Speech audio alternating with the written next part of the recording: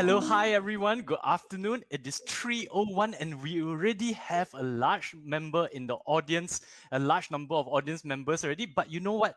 We are going to give it another 4 minutes. So just lay back, enjoy this lovely Saturday afternoon, and please enjoy the videos we will have on the screen for you. All right, we'll begin at 3:05.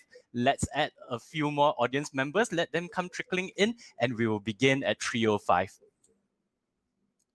National School.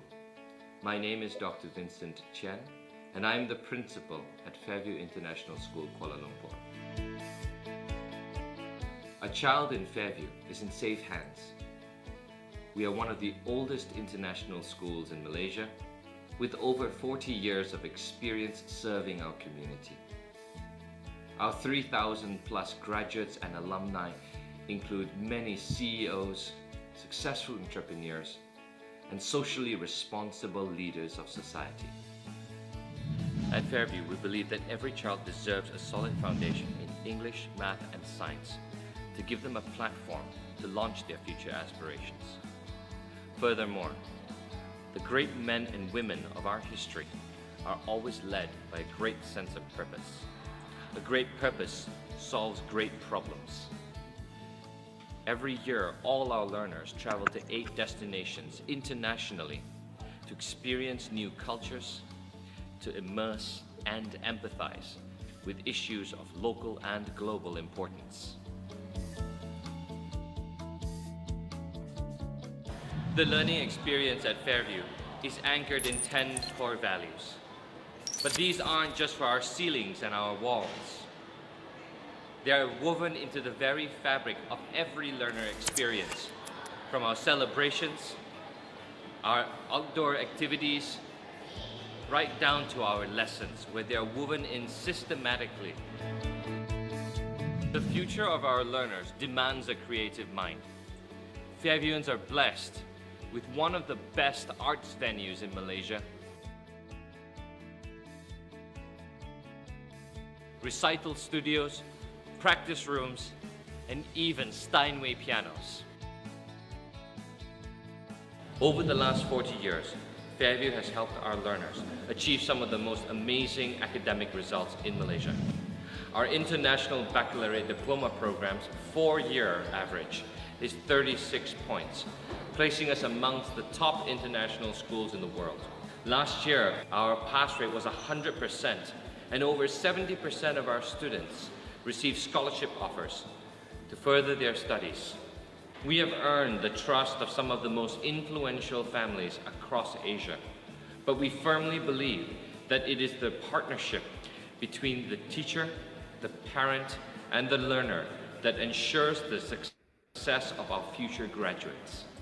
If you feel as passionately as we do, as I do, about your child's education, drop me an email at principal.kl@fairview.edu.my, and I will arrange a personalized tour for you and your family to come and see the Fairview learning experience.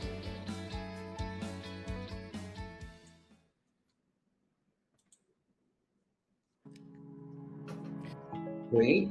1 minute more to go. Yes, Derek. Indeed, we only have 1 more minute left, so let the audience members come in. In the meantime, everyone, please enjoy these excellently produced videos by Fairview International School. I hope that everyone is having a very, very lovely Saturday afternoon. Right, just sit back and let's do this soon.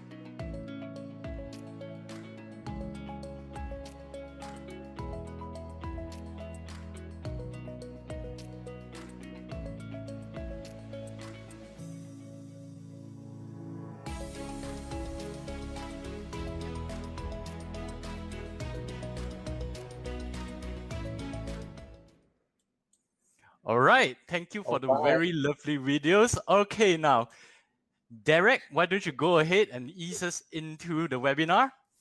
Thank you. A welcome to all participants today. Today's webinar is entitled Practical Guide to Setting Up Digital Boundaries at Home. This meaningful event is co-hosted by Audra and Fairview International School, the top IB school in Malaysia and top 50 IB school in the world. Before we start, allow me to talk about the meeting etiquette today. We will appreciate it if you can first mute your mic when the speaker is presenting and listen carefully to the presenter. If you have any questions, you can always type your question in the chat room and our speaker will attend to you during the Q&A session. And if you are called, just unmute yourself and start talking to the speaker. And the host today is, of course, Teacher Ken. Teacher Ken is a parenting and teachers trainer. As a lawyer, licensed headmaster, and certified HRDF trainer, he has helped hundreds of parents and teachers raise happier, healthier, and more successful children in workshops and private sessions. He is also a single dad of 2 lovely children. So, Teacher Ken, the floor is yours. Thank you very much. Hello.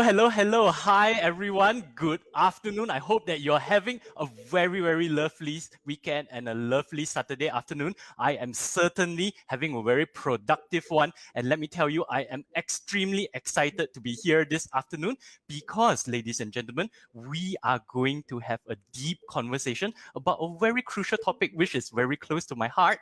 And it is going to be led by a very esteemed panel of specialists and experts. Thank you very much, Derek, for that very warm welcome and for that glowing introduction. Now, what are we talking about today, ladies and gentlemen? We are talking about setting up digital boundaries at home. Now, before we go any further, ladies and gentlemen, I have a favor to ask of you. Now, everyone, please share this FB Live session with everyone in your contact list, your yimakute, your family, your friends, because we are going to have a deep and impactful discussion over here. And it is going to be led by some experts and specialists in their field. And without further ado, Derek, shall we introduce the esteemed members of our panel over here today? What would you say, Derek? Excellent. Okay, definitely. The first person we would like to introduce to you is none other than our very handsome and very familiar Dr. Vincent Chan. All right, now, Dr. Vincent Chan is a medical graduate from Manchester University and a former psychiatry registrar. Over the last 11 years, he taught biology, inspired a science department, led the IB diploma program, and championed holistic education as a principal. Under his leadership, the IB diploma at Fairview handed out over 2 million ringgit in scholarships and achieved a cohort average of 37 out of 45 points, as you have seen in the video just now. He was awarded the Lifetime Achievement Award by the Kingsley Strategic Institute for Asia Pacific for Educational Excellence in 2021. Now, Derek, members of the audience, please join me in welcoming our beloved Dr. Vincent Chan into the broadcast studio. Everyone, please spam the comments. Let's welcome Dr. Vincent Chan in here. Hello, hi everyone. Please say hello to Dr. Vincent. Dr. Vincent, how are you feeling this morning? I'm doing good. Really excited to be here, Teacher Ken. Excellent. Thank you so much for inviting me in. Okay, excellent. Now, are you ready to go and share with us some nuggets of wisdom and your expertise? Absolutely. Right, great. Okay, come, Dr. Vincent. I'm not sure if you're aware, but we also have another very esteemed and very impressive member of the panel with us. Yes, I'm speaking than none other than Farzana Redzwan. Now, allow me to go and talk a bit about Farzana. Farzana is a law graduate and she has been leading Monsters Among Us since 2017, a youth NGO that combats child sexual abuse in Malaysia. Her heart belongs in the arena of children protection and youth empowerment. MAU aims to create platforms for the youth to advocate against sexual violence. She envisions building safer spaces for survivors and children where they can seek help. With her legal training, she aspires to provide assistance to children and families in the near future. Dr. Wee, members of the audience, will you please join me in welcoming Chick Farzana into the broadcast studio? Yay! Hello, everyone. Hello, hi, Farzana. How are you today? I'm good. I love your energy, teacher. Thank you. Now, Fazana, let me please start by saying that I am such a big fan of the work you do. How do you get the strength? How do you get the energy to continue to go and fight against such powerful adversaries such as sexual predators and organizations every day? I have no idea how you do it. You have to go and share some of your stories with us later, all right? Okay, now, Fazana, Dr. Wee, Derek, we have one more very esteemed member of the panel. Yes, I'm speaking of none other than our good friend here, Ola. All right, now Ola is a father of two, and he's the person who made this webinar possible. He heads the awareness and market research efforts of Audra with a deep knowledge of how much parents around the world are challenged with misuse of the internet. He's determined to create a society where parents can have peace of mind with Audra controlling and securing the internet. So without further ado, members of the audience, Dr. Wee, Fazana, Derek, please join me in welcoming our very good friend Ola into the broadcast studio. Yes, hello, hi Ola, how are you feeling today? I am very good, thank you. And greetings from Dubai, because that's where I am at the moment. And I'm so happy to be part of this engagement today. And I think there's many important things that's going to be discussed, and the engagement from the audience is such of importance for us. Excellent. Now, Ola, what time is it over there in Dubai? Right now we have 11:13 in the morning. Okay, excellent. Ola, are you're looking as radiant as ever? Are we ready to go and deliver some value to the audience here today? Yes, I hope so. I can bring some value and some steps towards to be at a better digital space, and the way of structure, the way of how digital wellness should be in a family. Excellent. Dr. Wee, Fazana, are we ready to deliver huge amounts of value to our audience members today? Absolutely. Yep. Okay. All right. Thank you very much, members of the audience. Keep the comments flowing. Let's keep the engagement up. If you have any questions, please do not hesitate to ask. We will get to you. Now, Derek, thank you very much for such a warm welcome and for introducing us. I'm going to put you backstage now. Yeah, Derek? I'll catch you around the next time. Okay, now, ladies and gentlemen, today we are going to discuss a very crucial topic, in my opinion. But before that, let's take a look at some survey results which you have participated in. And Dr. Wee did a very good job at bringing us through these survey results on Wednesday, but I think that they're important enough to go and talk about again.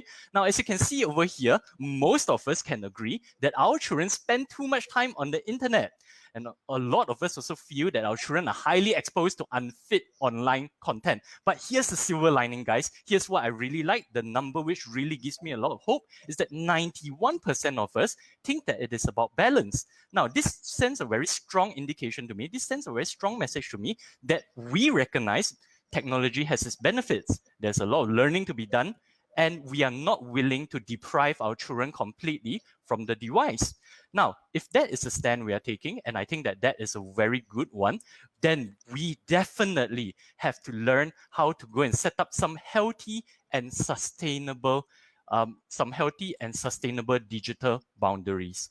Now, why are digital boundaries so important? There is no better way to go and indicate or to illustrate why are digital boundaries so important than by looking at some worrisome numbers. All right, so now the other day, Dr. Wee already did a very good job of talking about the overuse of the internet and some of the related problems. The first one is definitely addiction. As you can see, the statistics show here that an overwhelming amount of our students are addicted to the internet, and a large number of them are also severely addicted.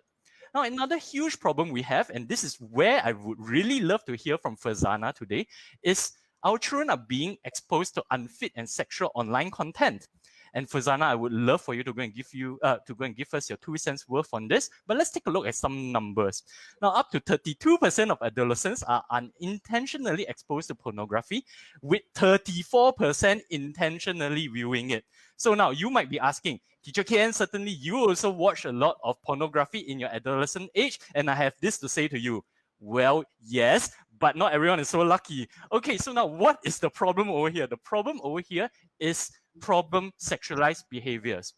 Now, This means that underage children who don't really understand the full context of sexual activities, they are engaging in oral sex, in intercourse, they have impulse control problems, they encounter trauma, and many of them are resorting to violence as their primary means of solving problems. Now, to go and paint you a very visual picture, let's imagine an 11-year-old boy, very good, very cute. Now, imagine him engaging in oral intercourse with his classmate. Now, not so cute anymore, isn't it? In fact, I would like to go and tell you a story about intercourse. I had a friend who was 15 years old at that time, and she had an older brother who was 17 years old. And they lived together with their parents in a condominium, and their parents are never around. So one day, the both of them went swimming, and after they finished swimming, they came back up, they took a bath together, and they proceeded to have intercourse. And it became a very public incident in the school. And the reason why they did that was because they were exposed to incestual pornography without any context, without any guidance. And you can all see how horrific that story is. I'm sure that Fazana has many others to go and share with us. Okay, now, yesterday I was a member of a panel for victim shaming, and I really learned a lot from my fellow panel members. And that's why cyberbullying is a topic which really gets my blood boiling nowadays, guys. Now let's take a look at some very worrisome numbers. 1 in 3 young people have been a victim of online bullying. And this next statistic is the one which really upsets me. 1 out of 5 young people have skipped school. They refuse to go to school because they have been bullied in school or they have been victims of violence in school. And the next statistic is one which really, really upsets me as well. Of children experiencing a mental health problem, more than 2/3, 68% say that they have experienced cyberbullying in the last year. This really, really is very bad because cyberbullies and bullies, they have this very nasty talent, ladies and gentlemen, of identifying vulnerable victims. They can zoom into them, they can identify, they can really sense if someone is feeling unwell, if someone is vulnerable, they go in and they kick them while they're down. And I think that these are some reasons why we really have to go and establish healthy and sustainable digital boundaries. So now I am going to stop sharing this screen so that we can focus on our panelists over here. And over here, let's jump straight into our very first question. What are the main principles and practical tips parents can use immediately when setting up digital boundaries? Now, Dr. Wee, could you do us the honors and take this first question? Go ahead, Dr. Wee. What do you think about this? Absolutely. Thanks so much for that introduction, Kim. So for everybody out there, I'm going to give you 3 keywords that you're going to need to remember. Just 3 keywords, and I'm going to talk around them, okay? The first one is balance. The second one is transparency. And the third one, I think many EO members and friends of mine would know, is lift where you stand. All right. So I'm going to start one at a time. So balance first. You know, we need to have that conversation with our child to create that balance. Help them understand that it's not about finish your work and then only you get to play, but there is a time to play, there's a time to do work. Create that balance through a shared agreement. Have those conversations with your kids. Explicitly talk them through it for at least a week. Have those, you know, go through the whole thing, set up the agreement, let them go through the process and talk with them all the time about it. So things that you can talk with them. How was your day? Did you do any, do you want to make any changes? What did you do well? And how would you like to do better? You know, if you just run through these 4 questions with your son or daughter every day, as you go through that shared agreement about how you create balance every day, you're going to make a serious difference. So things like, oh, during this time, 4 to 6 is going to be your homework time, 6 to 7 or 6 to 8 is your food time. You get 1 hour of rest, the 1 hour of play. As long as you create that schedule with them and talk them through it, and then let them change it by themselves. Let them muck it up. Let them have an ownership over it. The second one's about transparency. So for all parents out there, I'd suggest plan a long-term schedule of when do you have these important conversations with them. Don't let it become reactive.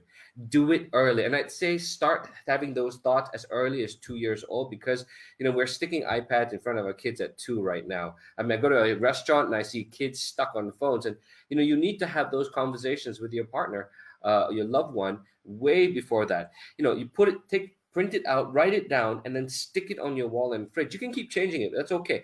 But you guys need to have that conversation and plan it out way in advance. The topics that you need to have with your the plan for the conversations that you have with your children, create that transparency with them, and show them you're going to have those conversations. And these are some topics you want to probably put down. One, what kind of games do we play and what do we not play? All right, game types, violence, sexual behavior, smart games, puzzle games. Talk them through it, help them understand it. Second one is handling yourself on social media. Usually I'd probably do that at 6 years old. That's a good time to start. I'd start the games at 5 years old. Pornography, start that at least by 8 years old. And then identity theft at about 10 years old. So those are just some broad guidelines. There are tons of websites out there that give you these conversations, and there are so many resources. Make sure when you write down when are you having these conversations, what year, and exactly who's going to do it, mommy or daddy. Get it really specific so that there's no confusion. And the final one, lift where you stand. And I'm going to go straight into this.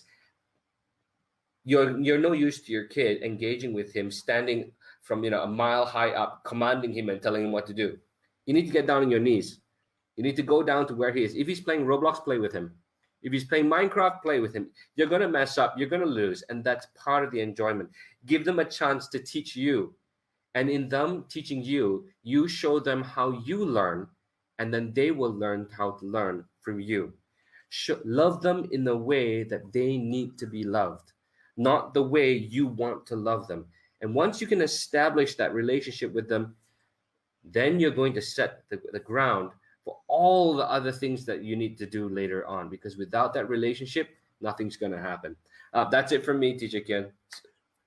Wow, Dr. Wee, that was really, really, really good. And I think that was, there were a lot of nuggets of wisdom over there. I hope that the audience members managed to go and take some of them down. Otherwise, please ask your questions. I'll direct them to Dr. Wee. We'll be really, really happy to go and fill you in if you need more practical tips, right?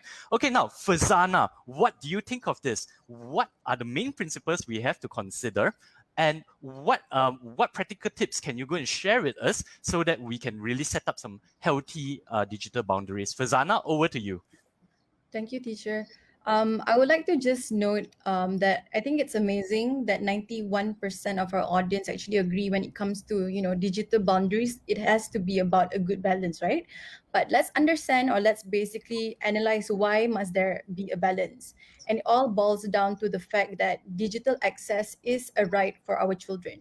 So as parents, we cannot say that, our kids cannot use the internet, they shouldn't be using the gadget, they shouldn't be using social media, because digital access will be able to encourage our children to be more expressive in their thoughts. They get to explore their personalities, they get to explore the world through different means and making meaningful friendships. So on one end, we need to accept that fact that children, we have to provide them the access to the internet world. It is off right. But when it comes to balancing it with the dangers, then comes our responsibility as adults to expose or to basically prepare our children on the existence of the online dangers. You know how consistent use of the internet can increase risk of cyberbullying, exposure to inappropriate materials online, and also interactions with really, really sketchy people online. And because we can see from the statistics that was done by the team, and also a report that was reported by Cybersecurity Malaysia, 94% of our Malaysian children have been exposed to sexual pornography.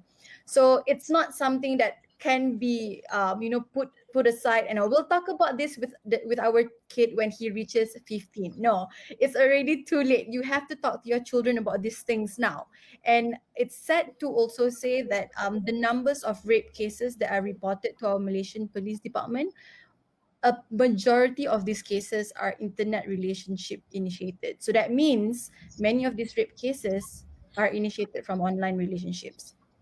So one practical tip that I can sort of highly encourage is for parents to quickly adopt and establish good digital boundaries, and start having conversations to your children on the good, not only good, but also the bad of the internet. Because our children are mature enough to have these complicated conversations with us. They are more than ready to have, all of these deemed taboo topics or sensitive topics. So when we talk about for instance, when we talk about sexting with our kids, right? We may be cautious and like doubtful. Will this child understand? Will we sort of like trigger an unnecessary curiosity? But to me, we have to treat them as children who are able to see things as how we do. Never underestimate their intelligence. So, for instance, if you want to talk about, you know, posting really dangerous material or content online, we ask them, do you think that this is something that the law allows? Or we ask them questions, if you do post this online, do you know where this picture will basically end up at?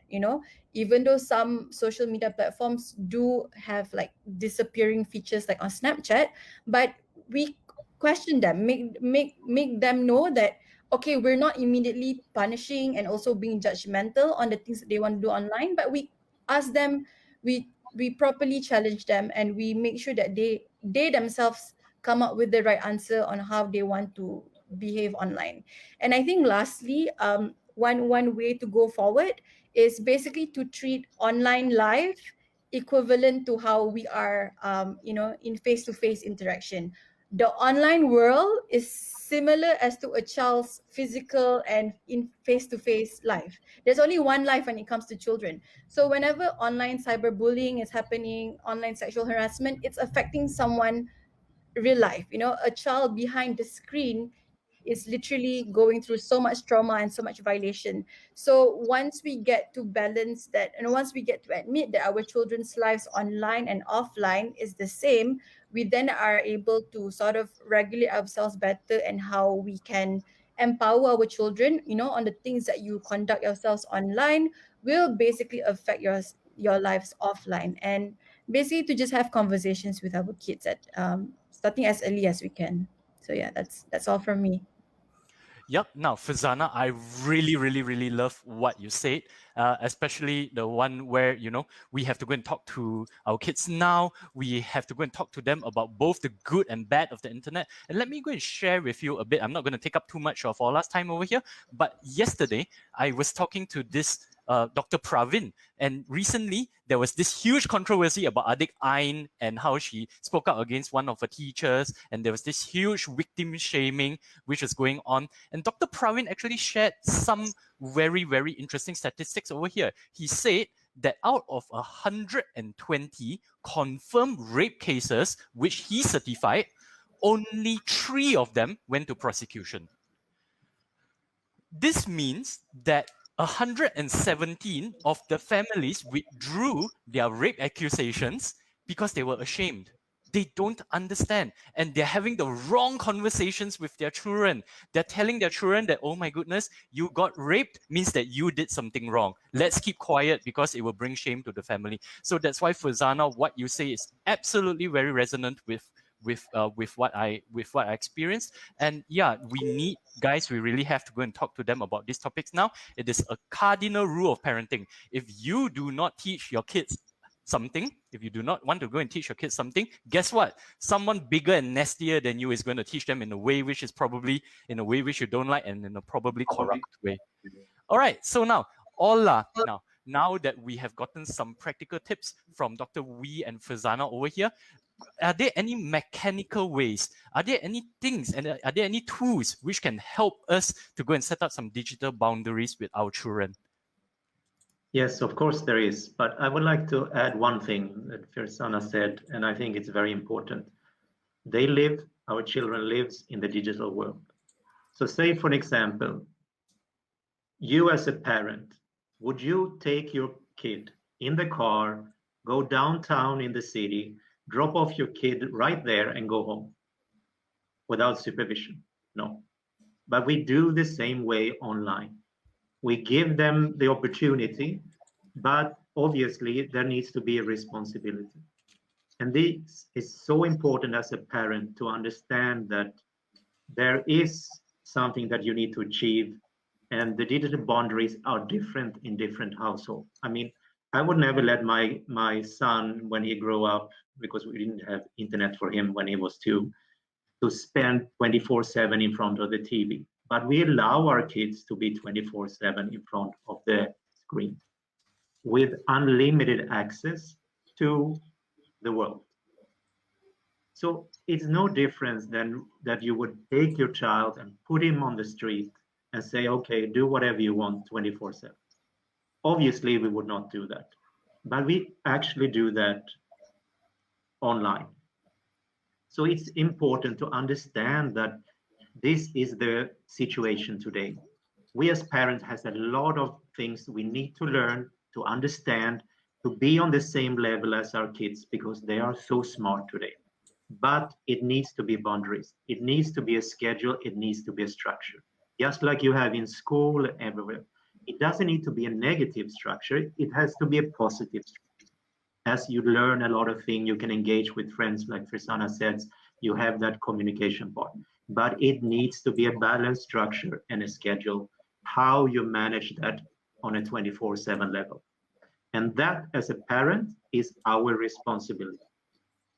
And then when we understand that what we want to achieve, because it's different with different child, different age groups, and so forth.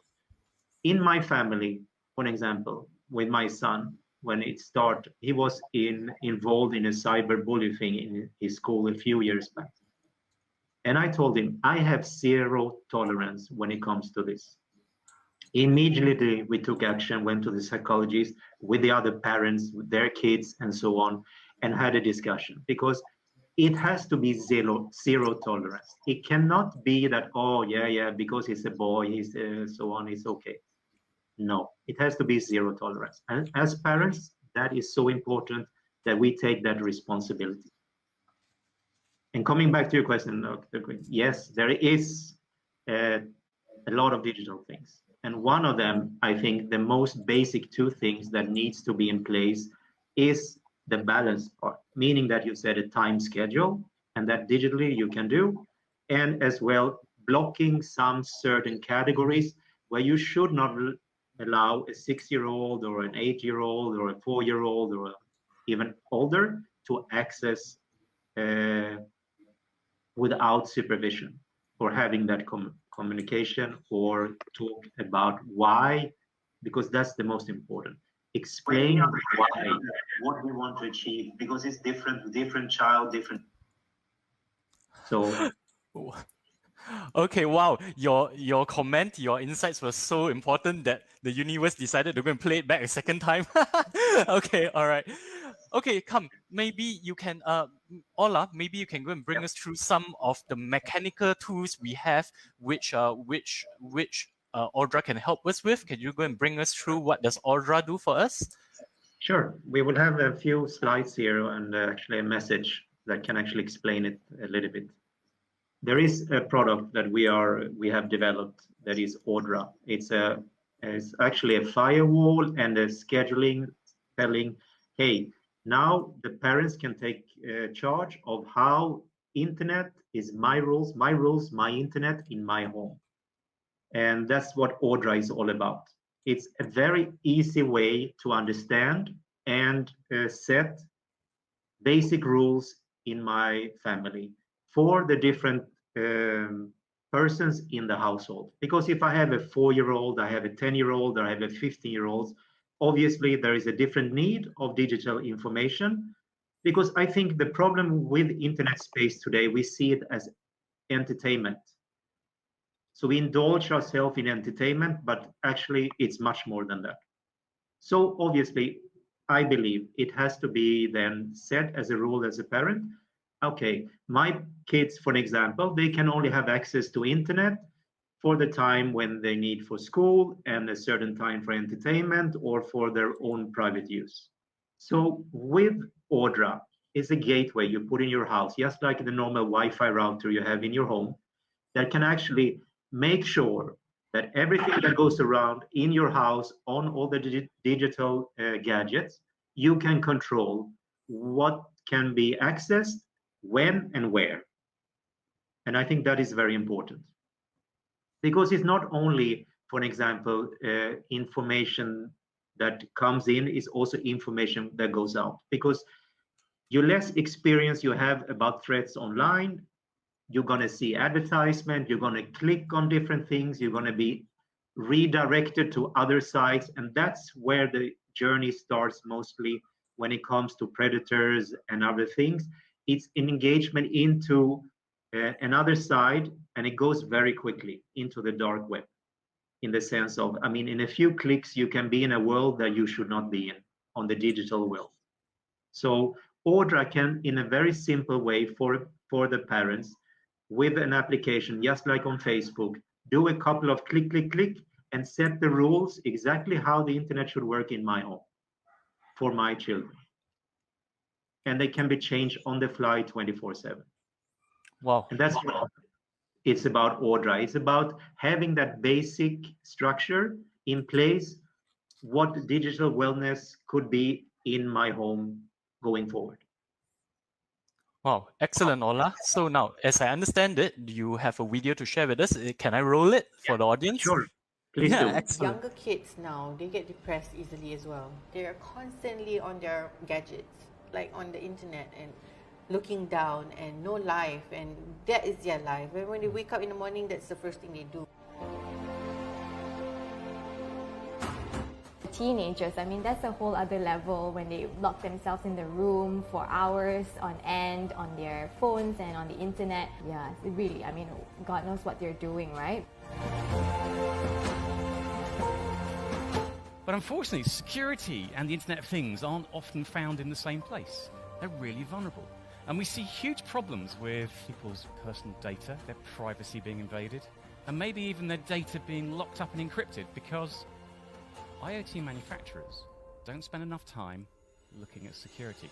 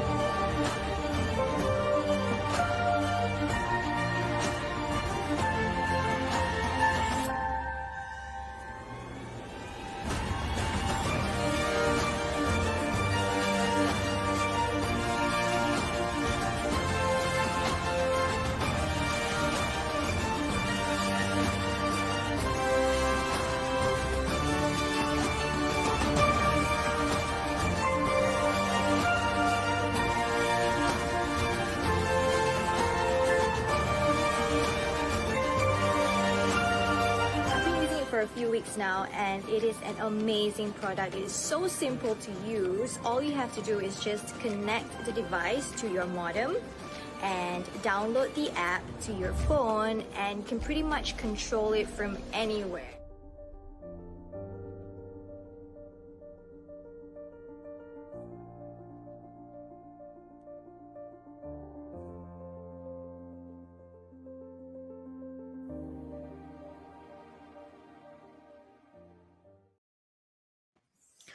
Wow, thank you for the very well-produced and very eye-opening video, Ola and Audra. Thanks for making this conversation possible today, as well as Dr. Vincent. All right, so now we have heard from all of the panelists. Let's have a very quick recap before we go to address some audience questions over here. And I would like everyone to go and take a look at the banners down here to go and have a quick recap. So Dr. Wee believes in balance, transparency, and I really love this, Dr. Wee. Thank you so much for sharing this with us. This is something new I've learned today. Lift where you stand, right? We have to go and talk to people from using their grammar and vocabulary, isn't it, right?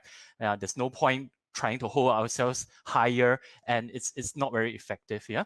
Okay, so now Farzana, I really like this one. A practical tip to all of us parents: we need to have deep discussions with our children now about both the good and bad of the internet, and really treat the online world as how we treat others in real life. And this is echoed by Ola just now. Ola also mentioned, don't drop your kid off downtown alone. Why do you do it on the internet? And you do it every day. Okay, so yep.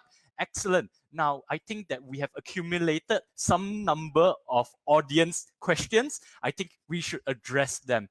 Now, let's take a look at this very good question by Sheikh Ruhina Manzoor.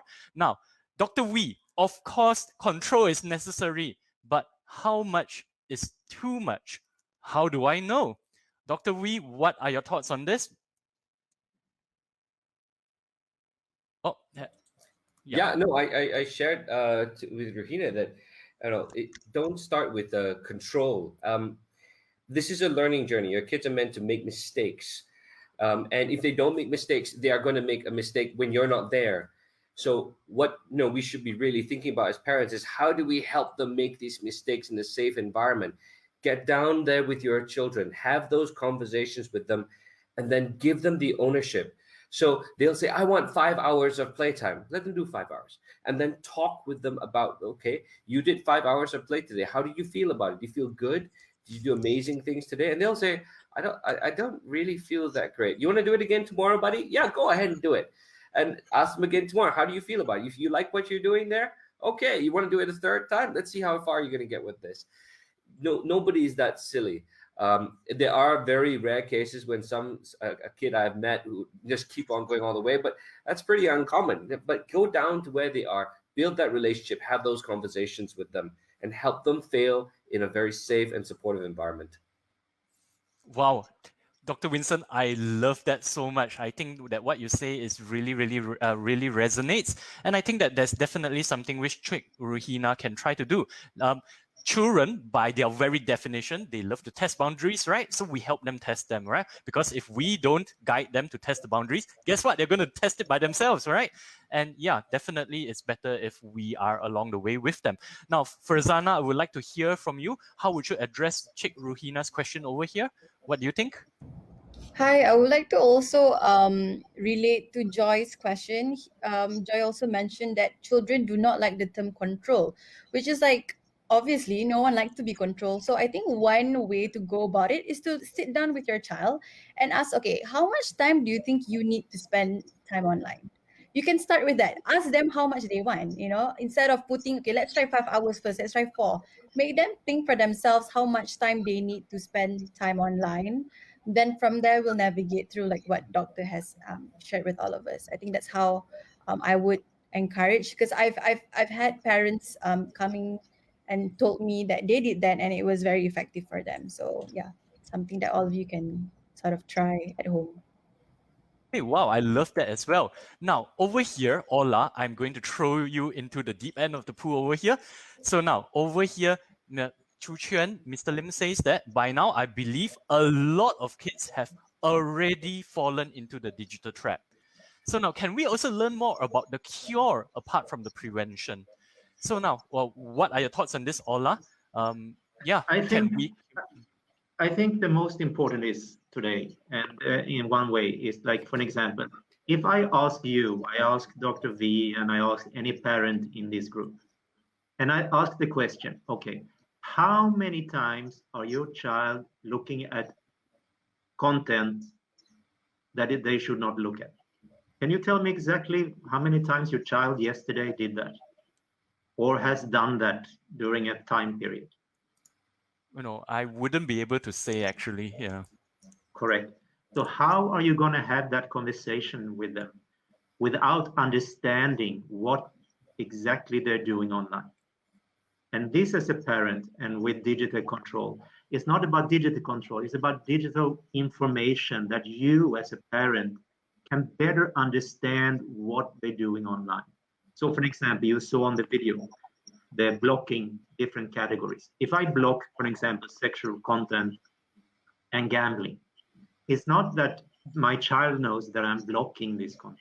It's for me as a parent to get an overview, because I will know that, for example, my son, the last 7 days, has accessed or tried to access unwanted content that I have blocked for, say, 600 times.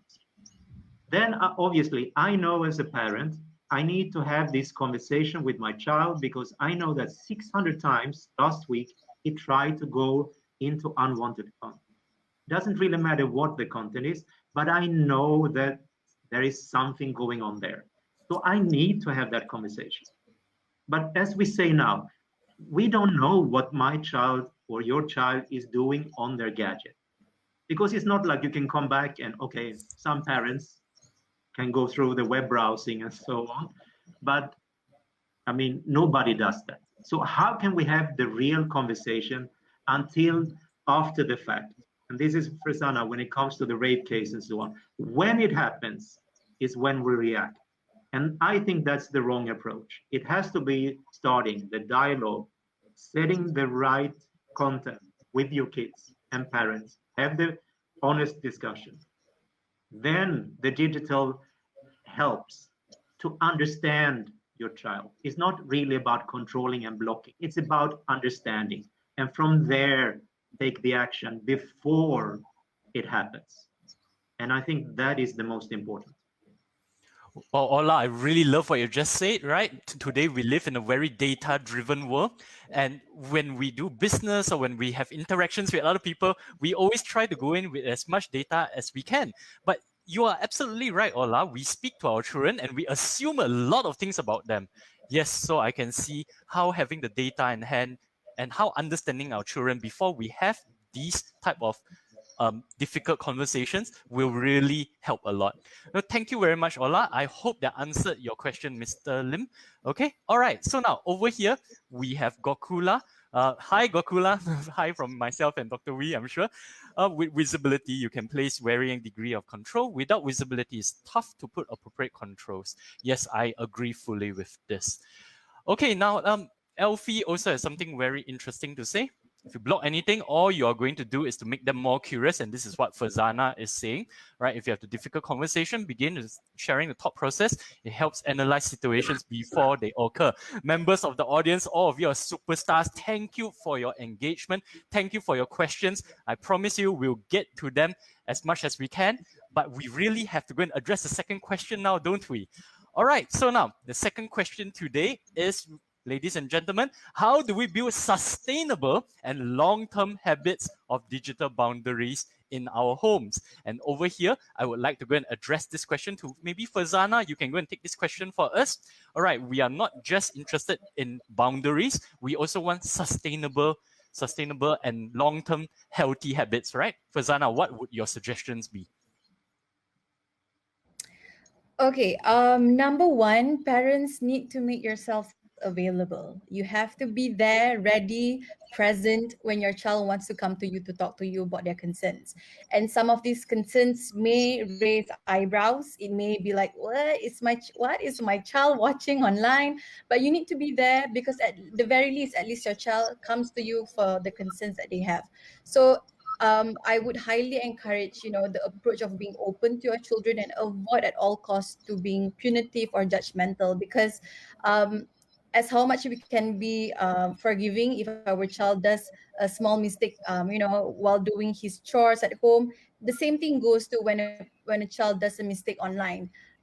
So take this opportunity also to make the mistakes that they've done online as teachable moments. Pay attention to the messages or to the issues that they're exposed to online, and engage with them on these conversations. Make them know that whatever they're facing as a child, as a teenager, is valid. It's not something entirely wrong that has to be dismissed from the get-go. We always talk to them, engage with them, and basically have conversations with your child. Is your child taking this content online as something that's healthy or unhealthy? And basically encourage them to also think critically as they decide to behave in one way online.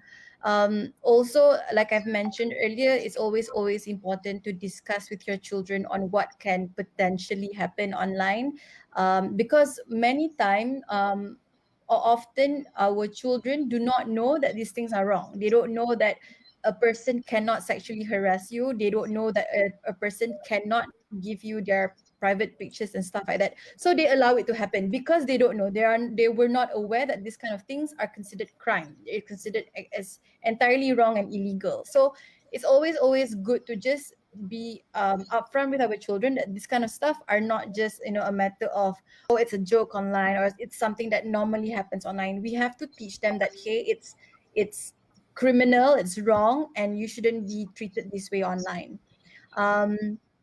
And to me, I think it's very important for parents to also practice the highest standards of privacy. And I think many parents may fall into the trap of, wanting to share a little bit too much about your child online. So if you want your child to practice, a good a good way of establishing privacy in his or her life, the same has to go for parents. As much as we want to share our children's speeches online, have we gotten their permission? Do we ask them, hey, can I post this picture of you on Instagram? Will you be comfortable if mom did this? Those kind of things would also then show them how privacy and how consent can be practiced in real life.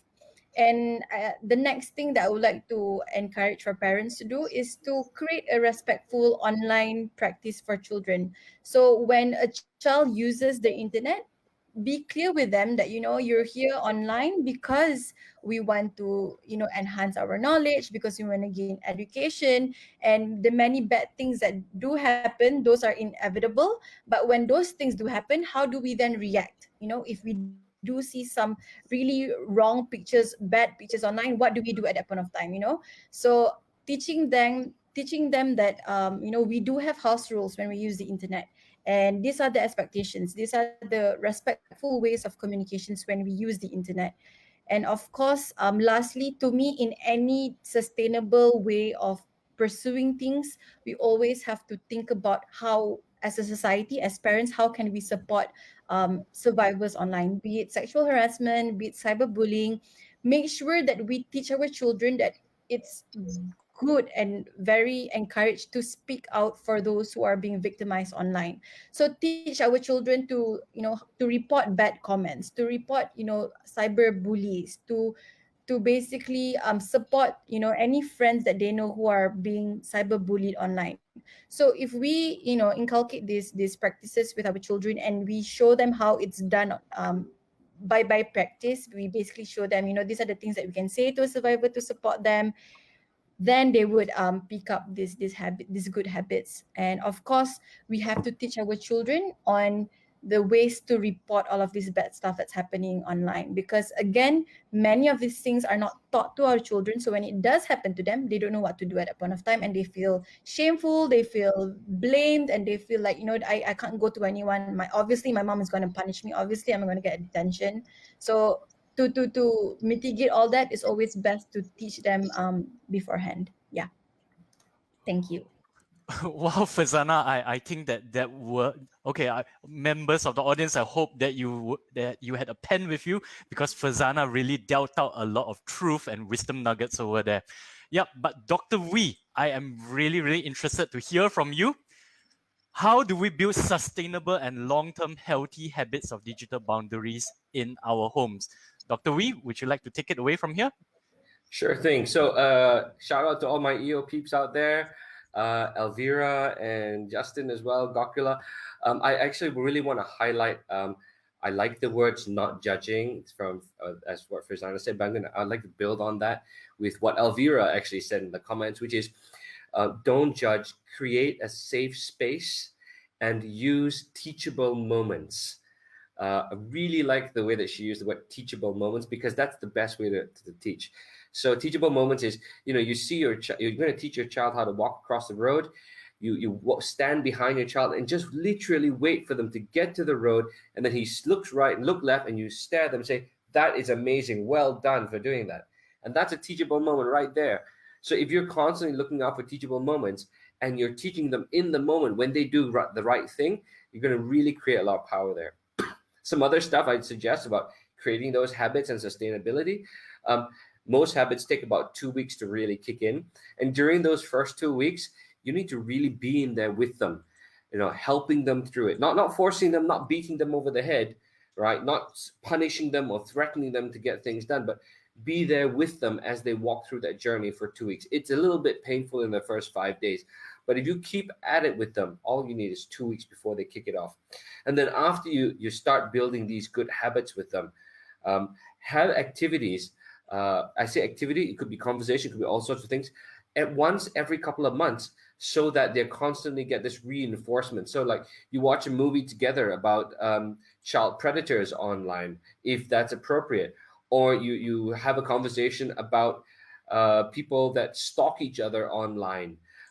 So these sort of activities remind your child about these important habits that they have built up. And finally, treat them as adults and they will become one. Treat them as robots who must believe and obey your every command, and they will rebel. That's it for me there.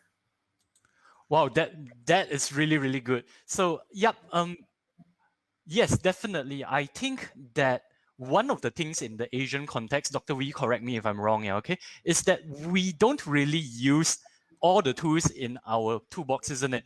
We love to go and issue corrections, we love to issue punishments, but where is our reinforcement, right? We have so many tools. We have positive reinforcement, we have negative reinforcement, but we don't really reinforce our children when they're doing the correct things, when they are doing the correct things online or offline. We don't really use our tool called reinforcement. That's something which is beyond the ambits of this discussion. And yep, Ola, over here, what do you think? How do we build sustainable and healthy long-term habits of digital boundaries in our homes? Ola? I believe that, like Prasanna said and Dr. Wee, it's about, first of all, be honest. Because if you're going to put rules on your kids and you don't follow them yourself, you're not honest. Like, for example, you spending all the time online, you doing different things, and then you telling your kids you cannot do that, but they're looking at mommy and mommy is doing that or daddy is doing that. I mean, it has to be responsibility both ways. It has to be, like Dr. V said in the beginning, a shared agreement, meaning that you take the communication from start, you set rules that you agree together on, and then each party has to be responsible for this.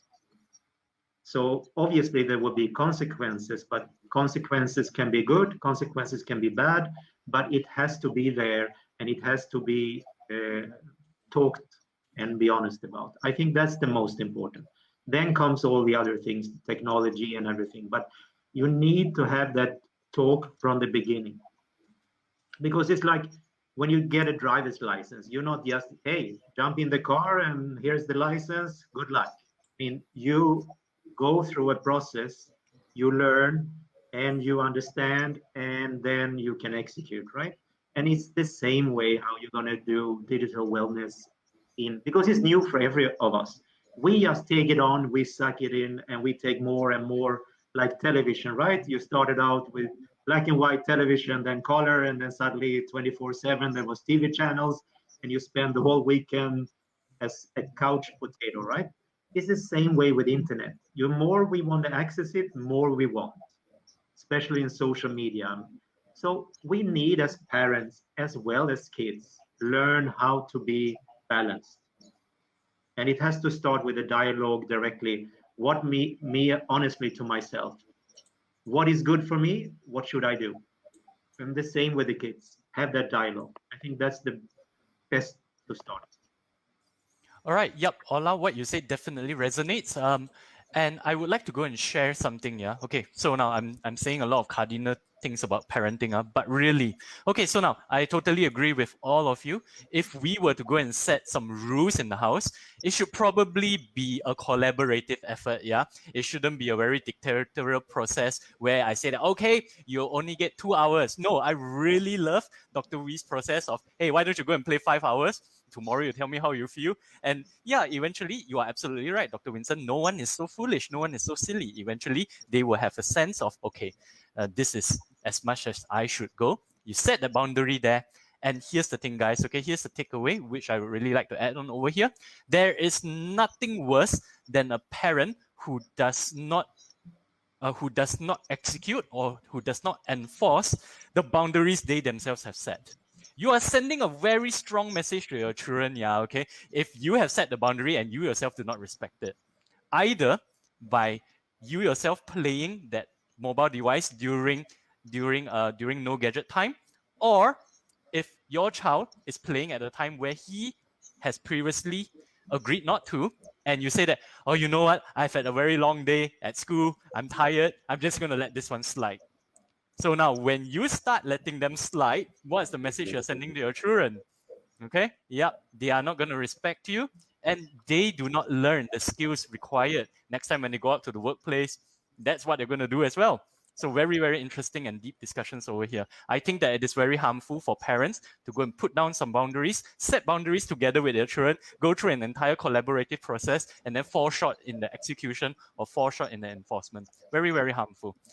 All right, so now over here, I think that this is a great time for us to go and take a look at some comments from the audience. We are already at the 1 hour mark, and yep, the timing is just right. This is turning out to be a very good and deep conversation indeed. So now let's take a look at this question over here. Now, a lot of time is about peer pressure among their friends. Definitely, it's very easy for children to fall into depriving their rights when coming to digital wellness.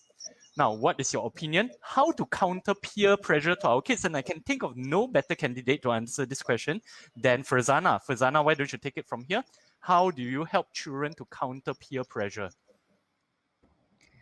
This is a really important but tough question because peer pressure is real. And, when they see their friends being on Snapchat and their parents are not there to stop them, then your child starts questioning, why can my friend do this? And why is my mom being so protective over me? And I can't be having the same, internet time as compared to my friends. I think one way to deal with this is to basically engage with them firstly on what's their interest online, and really ask them, is this something that you actually really like? Do you actually like posting this kind of content? Do you really enjoy, doing this kind of content on TikTok? Understand first, like what are the kind of things they like to do online, because right now we have so many platforms. Our children get to do, online live streams on Twitch. They get to share their art, they get to share their music. And there's also TikTok, which provides, a plethora, tons of like content over there. So I think the first step is to understand what's actually making our child wanting to do this. It's easy for us to assume it's peer pressure, but why don't we try it by being less judgmental, remember, and ask them, actually, what do you like to do online? Or like this amount of time that you're spending online, what actually makes you happy when you do these things? So when you start with that, you start from that approach, they feel like, okay, my mom's listening, my dad isn't judging, so they're more open to sort of like tell you guys what they like to do online and stuff. Then address the part where their use may be excessive, or they may be sharing some risky content online. And then again, have these conversations with them, as to, these are the kind of things that you can do online, but there are always limits, there are always boundaries. So as much as peer pressure does play a role in our children's activities online, it still all boils down to their own interests. Every child also has their own motivation as to why they're doing those kind of stuff. So yeah, that will be my answer for that. Oh wow, that was a really, really good answer, and it was a mind-blowing it was a mind-blowing moment for me actually. Yeah, excellent. Okay, so now Dr. Wee, would you like to go and take this question? I'm really, really eager to hear what you think about it. How should we counter peer pressure to our kids? Because remember, in our first session, I think we had a young member in the audience, Isaiah, who is also asking, my friends are all embroidered in it, how do I get out of it, Dr. Wee? I was just listening to Fazana, and I was like, that was very nice. Yeah. I'm a little bit stumped, to be honest, because that was a very good response there. So my feedback there is, your child's going to meet a lot of friends in his lifetime. There's going to be people that come and go. They may have some childhood friends for life, but I'm pretty sure that the one constant in their life is going to be you. Now the thing is, how strong is that relationship between you and them?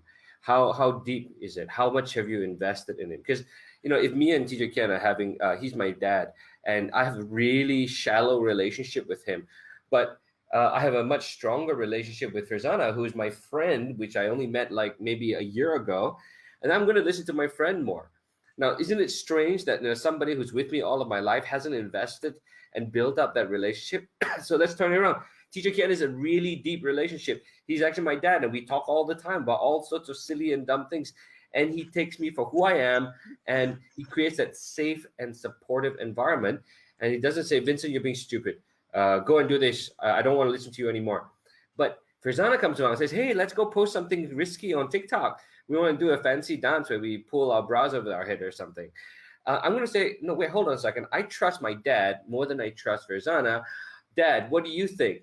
And dad's going to say, well, let's have a talk about this. And there's no way that, a child with a strong relationship with his dad is going to start bowing down to peer pressure first. Now, of course, there's ways to get through the net. There's a couple of other questions I would ask. Is this a safe relationship? Do you actively listen to them? And do you lead them? You lead your every family. Every parent is a leader in their family. Do you lead them in a servant relationship and manner where you are there to serve rather than to command and dictate? That's a little bit off. Those who know the word servant leadership will resonate with it quickly. But do you serve your children in the way they need to be served? And if you can really think about these things as you lead your children, you're really going to create something very beautiful in that relationship. Wow, Dr. Wee, I'm speechless. That was really, really good. And you're absolutely right. Yes, at some point, we have to go and, challenge or maybe have a deeper conversation with our children.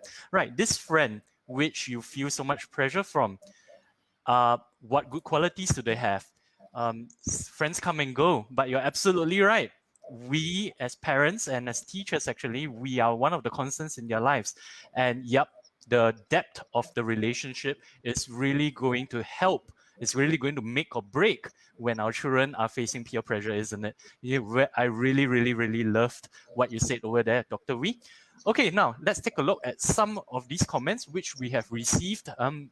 Okay, now this one is quite interesting. I think that maybe we can go and get Ola to go and address this. My son is able to bypass the digital boundaries set up without my knowledge. How do I approach him and re-establish the agreement without an argument? Now, Ola, why don't you go and take this very difficult question over here?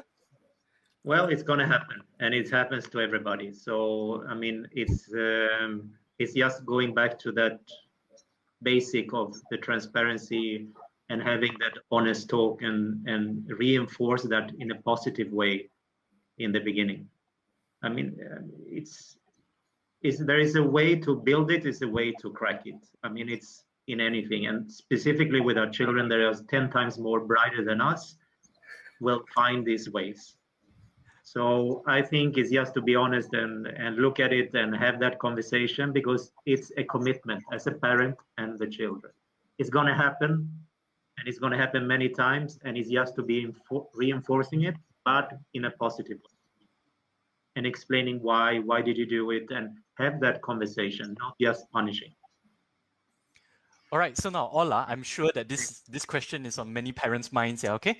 Now, a lot of the time when our children become a bit addicted or reliant on the internet, on gamings, right? When we approach them to go and talk about, hey, we previously set up these boundaries. What's going on here, buddy? All right, we understand that many of them can be very fierce. Many of them can be very defensive. Now, how would you go about handling such a situation, Ola? How have you handled it in your personal experience? What lessons have you learned? What works and what doesn't? It's a very difficult question, because normally what happens when it's a lot of addiction and you overusing the time, a lot of negative energy builds up within my son, for example. This has happened many times in the past. So what happens is, okay, you tell them, okay, I'm going to take away the device, right? Normally that's what we do as a parent the first times. And then it just explodes. It becomes a drama show, right? My son goes nuts, screaming, or I see sometimes in restaurants, the kids just start screaming, crying. But it's about parenting. Who is in control? Is your kid in control, or you in control? I think that's the basic, but it has to be done in a very positive way of saying, listen, this is the agreement, what we did. This is what we discussed. And because you do not follow that, because everything has a cause and a consequence, just like in real life. And you have to reinforce it. But depends on how you're going to do it. You have to be on the same level with your kid and be honest in that sense. I mean, it's very difficult to do it, but it has to be done. And it has to be done many, many times. In my experience in my last 5 years with my son, it doesn't go away because the next time I'm going to outsmart him. I'm going to be up all night, and in the morning I'm going to wake up 2 hours earlier, etc., etc. So it's an ongoing struggle, just like you raising your kid in the old traditional way. It's the same way in the cyber way. But I think what is important is educating yourself, and as a parent, by research online, go and find like here, like in this group, for example, getting more information, and then filter that information and see what fits for you in your family. I think that's the key thing, is to be educated in the subject and take action from that education. Well, Ola, thank you so much for sharing a personal story. And I think that those are really good examples and metaphors. Thank you for sharing so much. All right, now, Dr. Wee, I'm going to throw this question to you. I think that this is a burning question which many of us have. All right, many parents have. Now, our children, they are going to break the agreed boundaries. It is in their nature to test the boundaries, right? But what happens if they become fierce and defensive? How do you approach them? What would be your suggested approach? Dr. Wee? Oh, Ken, you had to give me that one, right? Of course. Okay. So as in my medical training, this still kicks in. Do no harm first. The first step is make sure that they don't hurt themselves and they don't hurt others.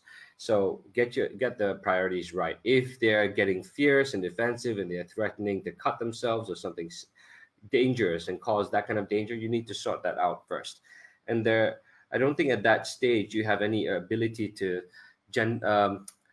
have a feather touch there, because if they're holding something and they're going to cut themselves, then you need to take that away and stop it. So first step, when they become fierce and defensive, if you're going to get to that sort of extreme, do no harm. Stop the damage there first. Once you do that and you secure their safety, physical safety, and others' physical safety around them, then you can begin the healing process. Step one, don't attack in the moment.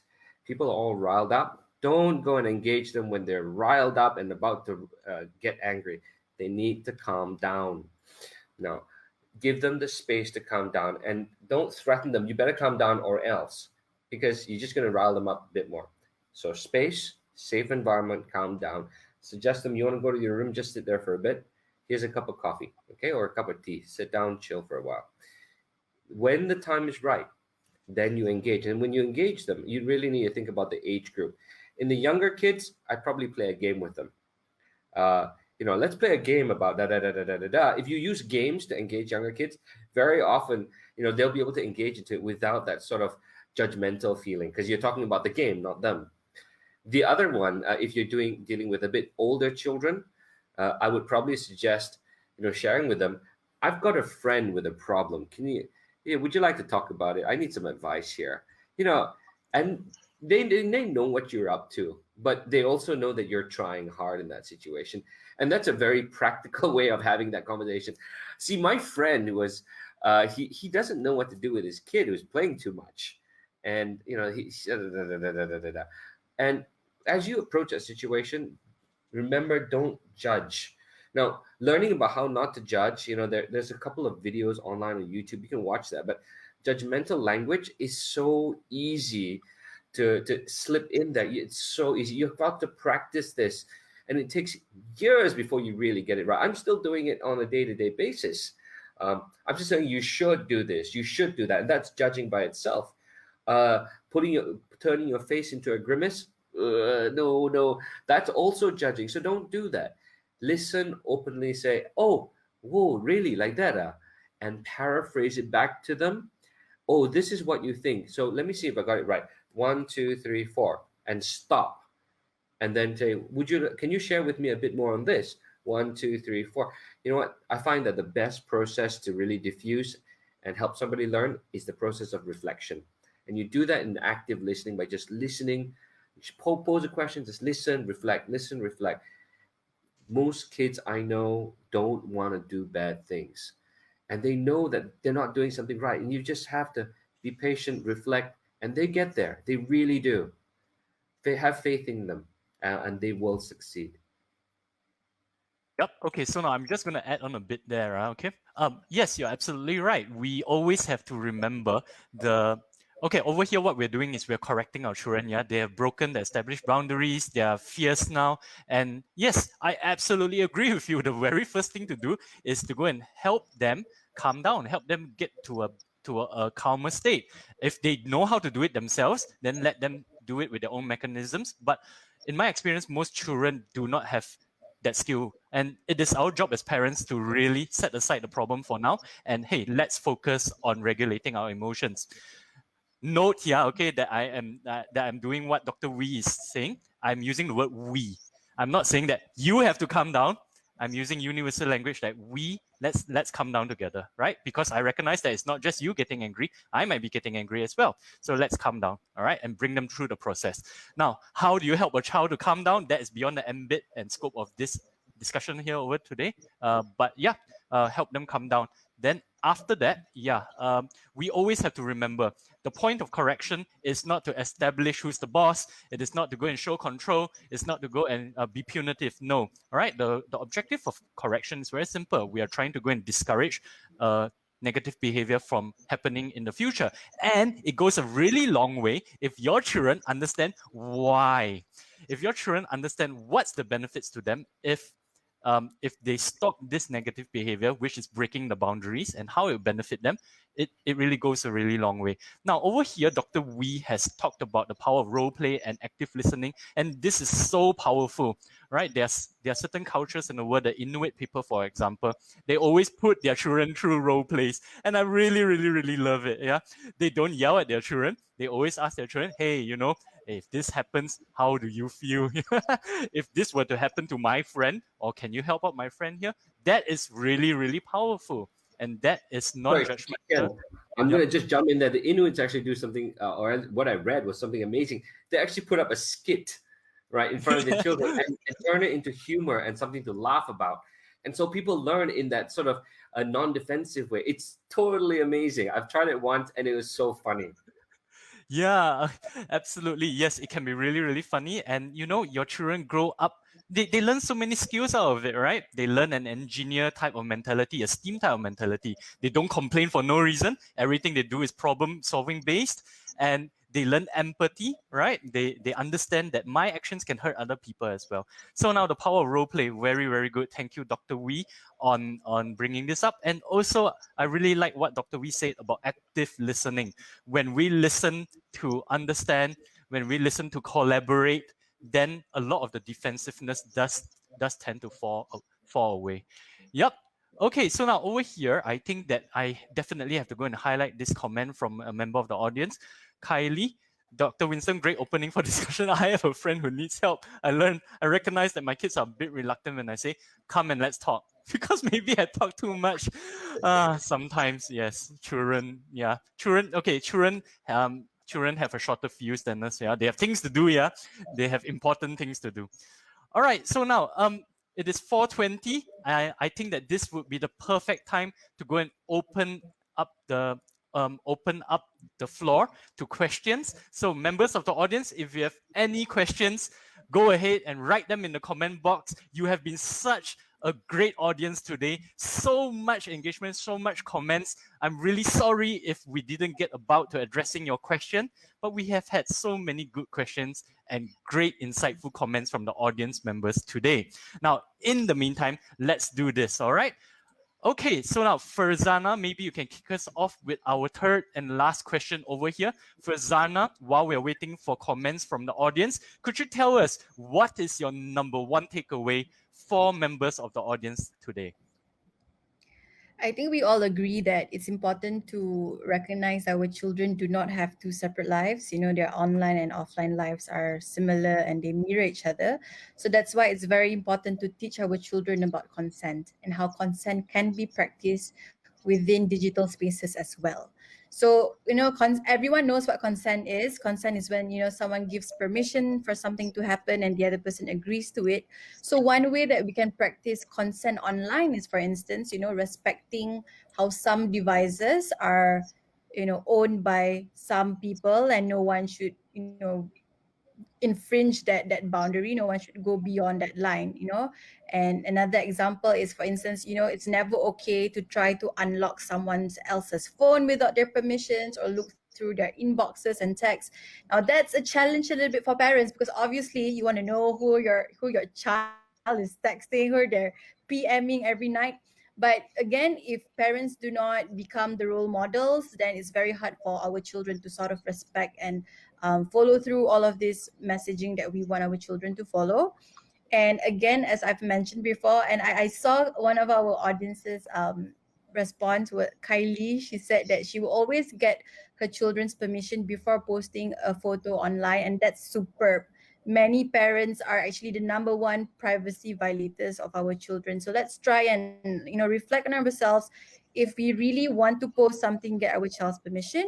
And another simple way for us to practice consent online is basically to ensure that we agree on the platforms that we use with our friends or with our children and whatnot. If our child is more comfortable using WhatsApp, we ask them, is it okay if we were to communicate on WhatsApp? You create your own boundaries, the time and the way of communication and whatnot. And the same will be done by them when they have communications with their friends as well. And things like, because I mentioned earlier, it's very important for parents to start inculcating highest practices of privacy. It's the same, because it's very important where we want to reduce the risk of our children sharing really sensitive and personal information online. So that's why learning about consent goes beyond face-to-face interactions. It's very, very important in cyberspaces as well. So that will be my takeaway for everyone. Our child's lives are one online, and start with consent. Yeah. Right, excellent. Thank you so much, Fazana. Wow, excellent wrap up over there. Now, Ola, would you like to go and take it away? What would be your number one takeaway for audiences today? What do you hope that they can take away from this session today? It's the start today. Do not wait to tomorrow. Start to learn, start to practice, walk the walk. I mean, that's the number one. And the commitment to it. There cannot be one day this way, one day the other way. One thing I learned, because back in time, my parents divorced. So it became two different parenting in the sense for me. One that is relaxed and one that is very by the book, right? So it always two different messages. The kids immediately learn who to push, who to ask, and who to go to get what they want. So it has to be a team play. It has to be a communication that is united both ways. I think that's very important. All right, so now let me just go and type this up and go and flash it on the screen, because what you said is really, really good. I want the audience members to go and read this, to go and take a screenshot if they have to. Be consistent. Start today, guys, all right? And try to go and make it a team play, right? Gone are the days where we are living in patriarchal type of families or tyrannical type of families, right? Children have access to information, and yes, collaboration always gets us all further. Right, Dr. Wee, would you like to go and wrap it up for us? What is the number one takeaway you hope that audience members can benefit or take away from this session today? So this has been said many times by everyone here, actually. I'm going to reiterate. Invest time and create that positive relationship with your children. Create that safe, supporting space with your children. Invest. No matter whether you've got all the strategies right, or you said the right thing, you said the wrong thing, you made 100 mistakes, all that stuff is good, and you may get some of that, you may not get some of that, you may boo-boo 100 times, but if you have a positive relationship, you can get on that journey with them, and you can fall down with them. Get this right, parents. You're not infallible. Your children are not infallible. My suggestion: fall together. Don't try and be perfect, but create an environment. You will have some things you want to get done. You may execute, you may not, but at least if you have that space with them and you keep on investing to hold that space, you got a chance to walk the journey with them. Without a safe space, without a relationship, nobody's going to listen to you. Nobody's going to learn from you. They're going to learn from somebody else who makes them feel safe. And that's probably somebody 20 years older than them and probably a predator. Yep, absolutely, Dr. Wee. Yeah, it comes back to what I said earlier. I think if you do not want to talk to your children, someone bigger and nastier than you is going to do so, and in a way you probably won't approve, or in a very corrupted way. Yeah, it's true, right? If we don't teach our children the correct behaviors now, or the correct way to carry themselves, or to go and respect pre-established boundaries, then yep, their teachers are going to probably teach them in a very nasty way, or their future bosses or their future spouses are going to yell at them. Yeah, don't leave it to chance, all right? We know what we're doing, so have that conversation with them, be honest with them, be collaborative with them, listen very, very actively, listen to what they need, what they're going through, and yep, through collaboration, we can achieve far more. All right, so now I think that this is the conclusion of our session today. All right, I think that the audience has benefited greatly from the wisdom of our panel here today. Dr. Wee, Ola, Fazana, thank you so much for taking out your Saturday afternoon and for delivering so much value to our audience members. Members of the audience, you have been so accommodating to us. Thank you so much for your questions. Many, many good questions here, many insightful comments. I have learned so much. I've taken away so much from this session. It has been an absolute pleasure and an absolute honor to moderate today's session. I hope that you all have benefited from this session as much as I have. All right, so now over here, I would just like to go and wrap it up by sharing this offer from Audra over here.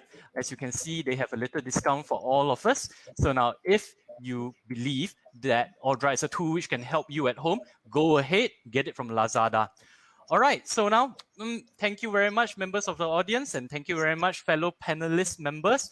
It was a blast. I hope to go and do this again with you guys some other time. Thank you, everyone. Thank you. Bye-bye.